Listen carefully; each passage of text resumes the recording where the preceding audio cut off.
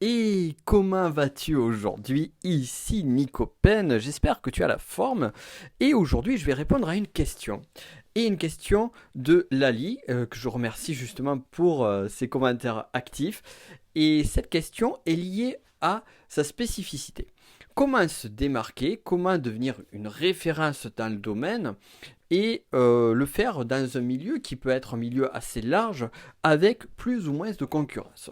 Alors, c'est plus ou moins la question et de façon générale, comment on fait dans ces situations-là.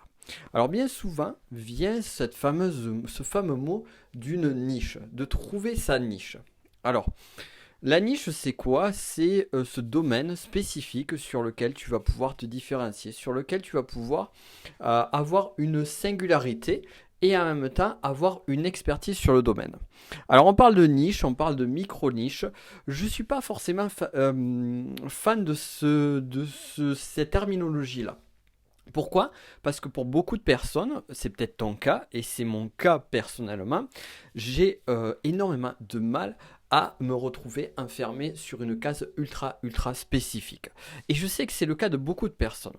Et ce que je constate aussi, disons les choses telles qu'elles sont, c'est que les personnes qui surperforment dans des activités ne sont pas forcément des personnes qui sont sur des niches bien particulières. On peut voir par exemple que des grands noms du développement personnel, des grands noms de l'entrepreneuriat vont parler de différents sujets, vont proposer différentes formations sur différentes thématiques et que ça va marcher même si ils ne sont pas reconnus pour être des références ultimes sur une des sous-thématiques de leur thématique. Alors, par contre, il va falloir faire quelque chose de clé qui est d'apprendre à se différencier des autres. Et moi, pour moi, c'est vraiment le point clé. Le point clé n'est pas d'être spécialiste ou on va dire niché dans un domaine, mais d'affirmer une différenciation, une expertise qui va être singulière, une singularité. Alors qu'est-ce que j'entends derrière une singularité? Eh bien, ça prend plusieurs choses. Tout d'abord, ça prend l'expertise dans le domaine, ça c'est clair, net et précis, et en plus de ça, une identité bien marquée. Donc on va parler du caractère de la personne, ou du moins de l'identité qui va être évoquée, qui va être diffusée par la personne qui va développer son expertise, et également son expertise dans le domaine. On peut voir par exemple, tu peux voir plein de personnes qui vont parler d'un même sujet. Si on prend l'exemple du bien-être, tu vas voir pas mal de personnes qui vont parler du bien-être et finalement ils vont tous se ressembler. Par contre, tu vas voir une personne qui va complètement se démarquer des autres, qui va avoir une façon d'approcher le sujet, qui va avoir une façon de parler, qui va avoir un univers complètement différent des autres. Et cette personne-là, c'est elle qui va véritablement se démarquer. Elle va se démarquer pour deux choses. Donc, un, son univers, son originalité, sa différenciation, et deux, son expertise, bien évidemment, ou du moins l'expertise démontrée. Alors, ce que tu peux faire dans un premier temps, c'est déjà définir en quoi tu es expert, en quoi tu es différent des autres dans un domaine en particulier. Donc on va prendre par exemple sur le cas du bien-être. Au niveau du bien-être, en quoi eh bien, tu es différent des autres? Qu'est-ce qui te singularise? Qu'est-ce qui fait que tu es plus expert qu'un tel et un tel dans ce domaine-là? Est-ce que c'est peut-être la gestion du bien-être au travers de l'alimentation, au travers du sport, au travers d'une discipline ou une technique bien spécifique? En quoi tu te différencies des autres sur ce domaine bien particulier? Je te donne un exemple bien précis, c'est le mien. Parmi toutes les personnes qui qui apprennent à des personnes à devenir indépendants au travers de l'infoprenariat, par exemple, moi, ma différenciation, elle est où?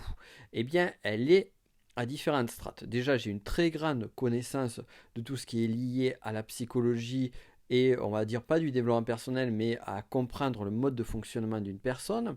J'ai une approche aussi qui est liée à la spiritualité. Ça, j'en parle un petit peu moins, mais elle est présente quand même.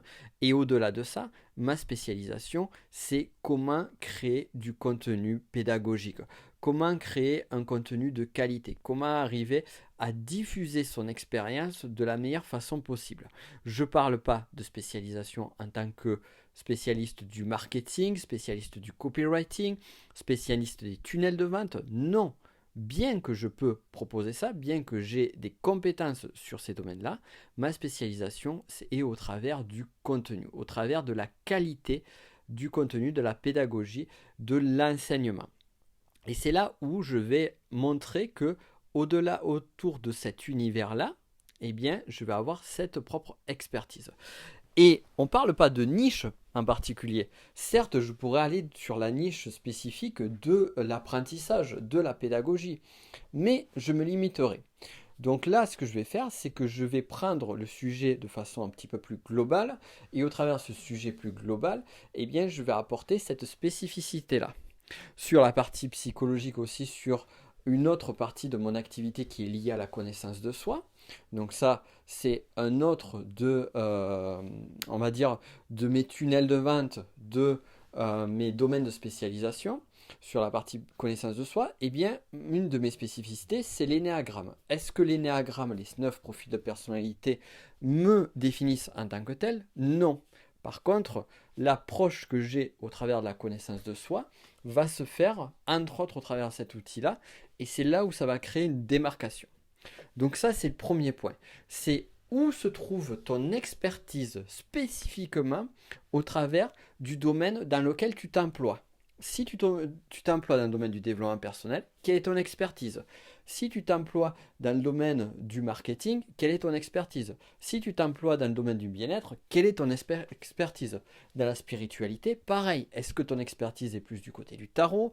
Est-ce que c'est plus du côté de la méditation? Où est-ce qu'elle se trouve? Et le fait d'avoir cette expertise-là ne va pas t'empêcher de parler des autres sujets. Cependant, tu vas quand même mettre une plus forte présence, une plus forte démonstration de ce domaine d'expertise pour justement arriver à amener ta différenciation. Donc ça, c'est le premier point de différenciation. Le second point de différenciation dont j'ai parlé tout à l'heure, c'est celui de ton identité. C'est-à-dire que tu es différent ou différente des autres. Et ça, c'est hyper important. Ce que tu es, qui tu es et ton univers, tu vas l'apporter aux autres. Tu vas le faire vivre au travers de ce que tu apportes. Tu vois, par exemple, moi je sais au travers de mon identité, j'adore apprendre, j'adore diffuser mon savoir. Et j'adore tout ce qui est lié à l'histoire. Donc du coup, je vais partager tout mon univers, toute mon identité, en faisant par exemple des liens entre, par exemple sur une vidéo YouTube, j'avais fait un lien entre, enfin même deux, voire plus, entre Nicolas Machiavel, le prince, et les stratégies entrepreneuriales.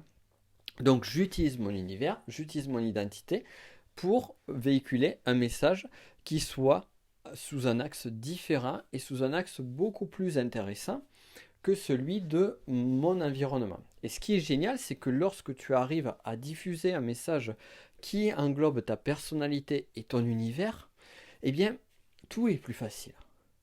Tout est plus facile pour une simple et bonne raison. C'est que tu n'as pas besoin de jouer un rôle. Tu n'as pas besoin de faire du copier-coller d'un tel, un tel ou un tel. Tu as juste besoin d'être toi et de montrer ce que tu es. Juste ouvrir un petit peu plus et montrer tes spécificités. Admettons par exemple que tu as, je sais pas, par exemple, tu as une passion pour le golf et que ton activité professionnelle est liée au bien-être, eh bien, tu peux faire des liens avec ça. Admettons que tu sois d'origine portugaise et que tu parles de spiritualité, eh bien tu peux faire des liens entre ton origine, entre ton pays, entre ce que tu vis, entre les différences par exemple entre le Portugal et la France, admettons, et ce que tu vas amener autour de ça. Donc tout ce qui est lié à ton identité. Mais vraiment tout ce qui est lié à ton identité, tes particularités, tes passions, ton univers, ta façon d'être, ta façon de parler, tout cela va apporter. Tu vois, par exemple, moi je sais au travers de mon identité, je suis plus un diffuseur de savoir, de contenu, quelqu'un qui va chercher des compétences vraiment dans la finesse, dans le détail du détail, comme motivateur. Est-ce que je vais chercher à faire des podcasts de motivation? Non. Il y a des personnes qui le font très bien et qui le font très bien naturellement. Moi, c'est pas mon point d'expertise.